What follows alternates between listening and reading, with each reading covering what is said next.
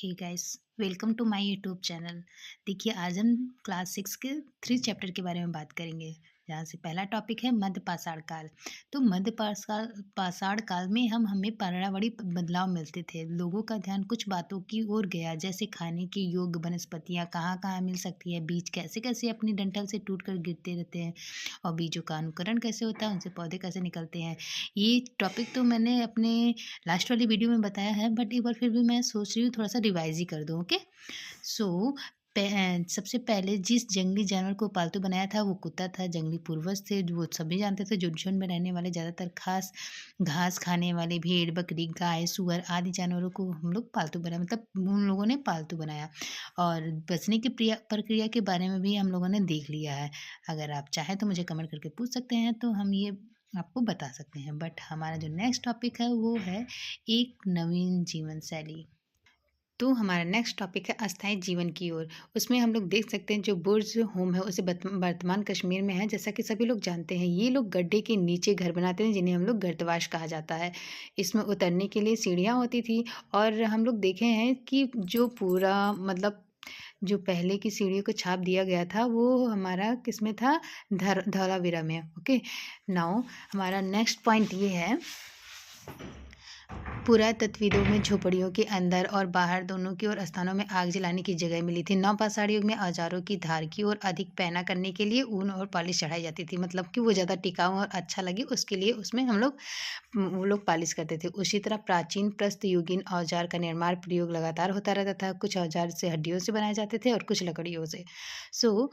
ओखली और मूसल का भी प्रयोग अनाज तथा वनस्पतियों को प्राप्त अन्य जीवों को पीसने के लिए भी किया जाता था। नवपाषाण युग में पुरास्थलिक में कई प्रकार के मिट्टी के बर्तन मिले थे। कभी कभी इन पर अलंकरण मतलब होता है डिज़ाइन, कुछ छाप और फूल पत्ती, ये सब जैसे छाप उसमें बनाए जाते थे। और नेक्स्ट टॉपिक है चावल, गेहूं तथा दलहन जैसे अनाज अब आहार का महत्वपूर्ण हिस्सा बन गए हैं। अब लोग कपड़े भी बुनने लगे थे, इसके लिए कपास जैसे आवश्यक पौधे उगाए जा सकते थे। जनजाति के बारे में भी हम लोगों ने पहले पढ़ लिया था और इसको तो आप सभी लोग जानते ही हैं। सो हम अपना नेक्स्ट टॉपिक स्टार्ट करेंगे।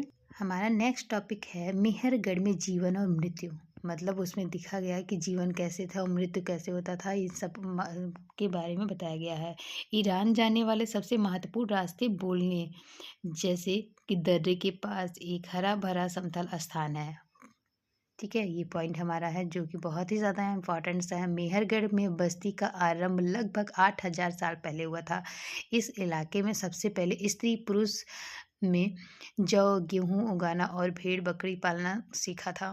ठीक है, यहाँ खुदाई से सबसे पहले के अस्त्रों में पुरातत्वविदों के विभिन्न प्रकार के जानवरों हड्डियाँ मिली थी।